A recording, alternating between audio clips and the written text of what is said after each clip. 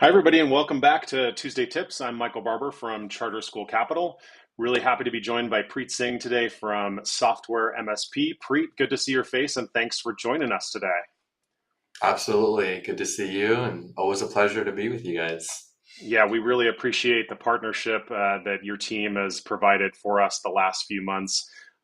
We've been building some content together around all things cybersecurity and IT services for school leaders. So we're going to spend the next 10 or so minutes diving into some questions on that very topic. And so wanted to start a really broad conversation on telling us, what's happening in the space. Is there anything we should know just as a top line update of maybe what's impacting school leaders as they head back to school as it relates to cybersecurity and IT services? Yeah, so a lot is happening. There's always a lot happening in the tech space, but especially nowadays, right? We're hearing a lot about cybersecurity. We're hearing a lot about, ransomware, just services being impacted that an organization is supposed to be offering. Just this morning, I saw a large higher up upper education district or school was impacted in Michigan, and they had to just take the decision to shut down everything the day before classes are opening and returning, right? So that's a huge impact. So cybersecurity is something that's just top of mind and should be top of mind, rightfully so, because it is impacting not just larger organizations but smaller ones, and people that may not know how to react for that fact when things and incidents do happen. So Yeah, a lot of issues, yeah, with yeah, and cybersecurity. unfortunately, I think it's going to get worse as we start to see more rise of AI and the impacts of AI on both in positive ways, but in a lot of negative ways as well. We're going to talk about AI in just a second. How can IT services, let's turn to that part of the conversation first, really enhance a school's efficiency and productivity? What can school leaders expect when they're leveraging maybe an outside IT services firm, and just in general, how IT services can increase efficiency and productivity for school leaders? No, that's big, right? Because I think having and implementing the right IT solutions and services in schools can streamline a lot of processes. There's a lot of, there's a very popular framework and model that's used to assess and improve these performances, and that's the people, process, technology framework. That, it's based on the idea that organizations are made up of three elements: people, process, and technology. These are three elements needed to work together in harmony to ensure like a successful, organization, and everything operates together properly. So if one aspect is weak or it's not aligned with the others, it can have a huge impact on efficiencies and effectiveness.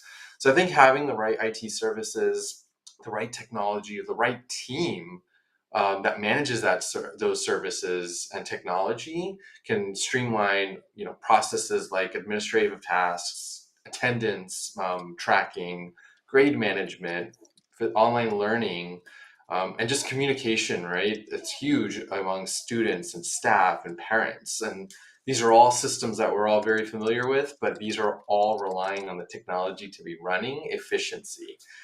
So I think adding those enhances our experience, and the teachers and the parents and the students' experiences, making sure there's no errors and just create a better, productive learning environment. I think that's huge to have the right IT services in place. Yeah, I think that framework, people, process, and technology can really help provide a good starting point for how school leaders can think about the conversation. And I know both your team and our team work together on a guide over the summer that brings some of that nuance to life. I'm looking over on the side of my screen because I'm going to drop that resource right into the chat. So if you are looking for that resource as a school leader, please feel free to go grab it. Grab it. It's 100% free. We're not collecting any information from it. It's a PDF download, very simple to grab from our website, and I dropped that URL right into the chat. So if anybody is watching this, you can go head over to charterschoolcapital.com and grab that IT guide for school leaders right there. Let's turn to another question that I think is important, and we'll shift the conversation away from IT services to cybersecurity. Obviously, you gave us a great example of a school in Michigan that is just days into, or a school district that's days into, the academic school year and already facing challenges here. I think we all know that regardless if you're a school or if you are a private organization in any other industry, we are all faced with the growing threats around cybersecurity. Would love to understand some thoughts around the key components of a robust cybersecurity awareness program for students and staff. If you can give us some thought starters around that question. No, yeah, it's important to to have the awareness training, and have a proper program in place to have those conversations and to have at least like a policy. So I think having a lot of what we're seeing nowadays is having a good interactive module on recognizing phishing scams, password protection, safe browsing, data protection. All this is really, really important to address and to keep in mind, keep top of mind for a lot of the staff and a lot of the people that are just using the technology. Essentially, if they're using your email, your systems, your network, right, that's just a huge risk unless they know how to act or what to look for. Social engineering is a really, really big issue right now, and so having awareness training programs to let people know what type of social engineering is out there, or what type of links to click or be wary of. These are really, really big, important policies, I think, to have. And that comes from IT just having regular updates and a cadence for information being sent out. There's a lot of really great tools out there that can simulate attacks and that can say, hey, here's a phishing simulation. Let's see how many people in your organization actually click it. If it were a real simulation or a real attack, we've simulated it. This is how much your score is. What can we do to improve the score? And a lot of these systems would help you put out the right modules and the right training. So having those real world examples and clear reporting mechanisms, I think, ensures both students, staff are well informed and vigilant against cyber threats. That's Yeah, huge. I think one of the things someone said to me once in my career as cybersecurity leader in an organization that I worked for in the past said, unlike what your parents told you to never judge a book by its cover, you should always be judging every email by its cover because you just never know that someone's trying to phish or attempt to phish or spoof or act like someone that you may feel like you're close to. So just be very aware that those bad actors are in your inbox. In fact, this morning I was at the gym and I got an email that looked like a password reset request from what I thought was Office 365. It looked very, Microsoft orientated. It even had, the favicon, almost like the profile image that looked like it was Microsoft colors. And when you clicked into the from name, it was from a completely different domain. So you just always have to be wary of what's happening inside of your inbox. It is the place I think that more often than not becomes the gateway for some of these bad actors, right? Absolutely.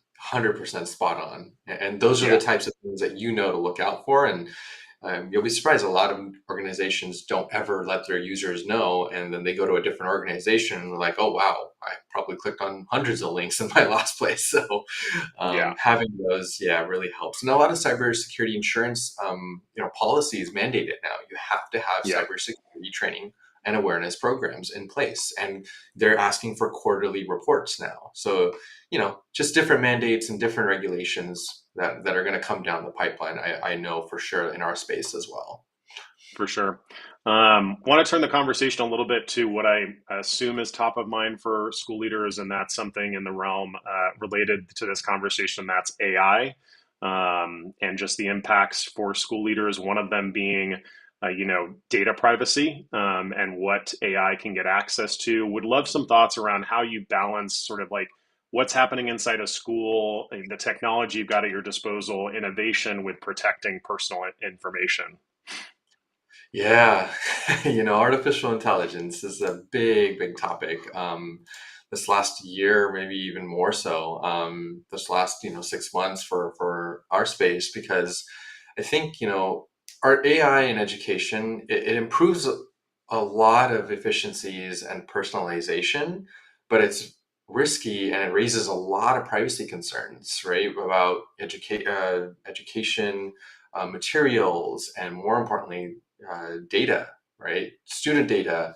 And so I think striking that balance, it involves a very, very big focus on data collection security, with this, whether it's encryption or anonymization of the data.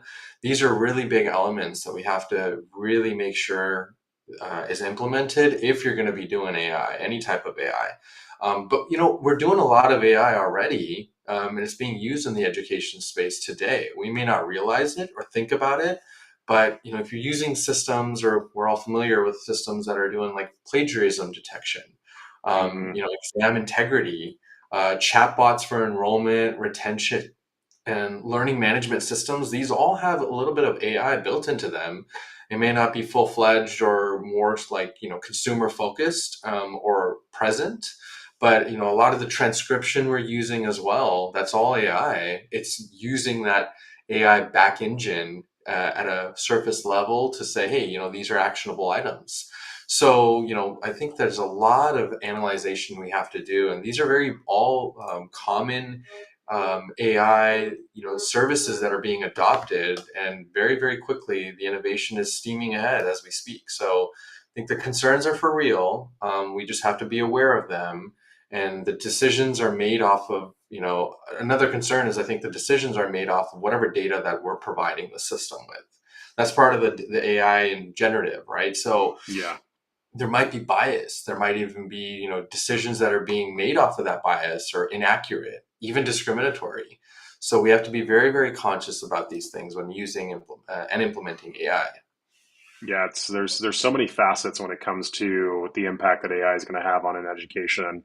I can only imagine, just as we're seeing states and limited at the federal level, but very, at the state level, particularly within California and other, sort of major technology centers, you're starting to see state legislatures, put policies around cybersecurity specifically for schools. And I would imagine the next thing that'll follow, and then in the very, well, let's hope in the near term future, if our legislators are paying attention, that they're starting to think about, policies that ensure that kids are safe, and their data is safe, and that what they're being exposed to in learning management systems and all of these places where technology connects our kids inside of the classroom, that parents will have an understanding of, what data is being allowed, what exposure to AI their kids are experiencing. Because just like you said, the ethical considerations around AI can be challenging for certain demographics and certain segments of the population. And we've got to make sure our kids are being exposed to the right learning opportunities when it comes to the AI's impact on those learning opportunities. Want to wrap up our talk because we're pushing past our usual 10 minutes together, but wanted to ask specifically, have you seen any, with your experience with schools, are there any schools that are making any policies around AI? Anything that you've seen schools start to talk about with AI, specifically in policies they're putting in place for either data or just their practices with some of the software or the systems that they're using inside their schools?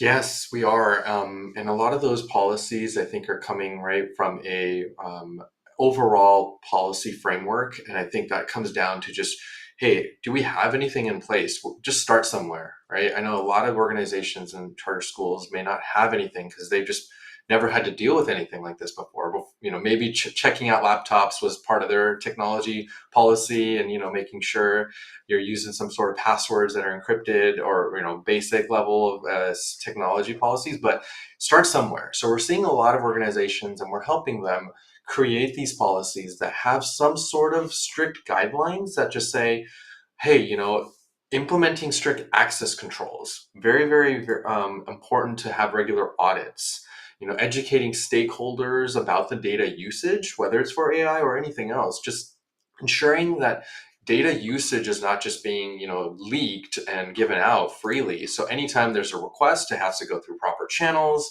Anytime there's some sort of module that they want to link with your Google or Microsoft workspaces, get the right permission, right? Walk all that down and ensure that there's not compromising privacy rights and information.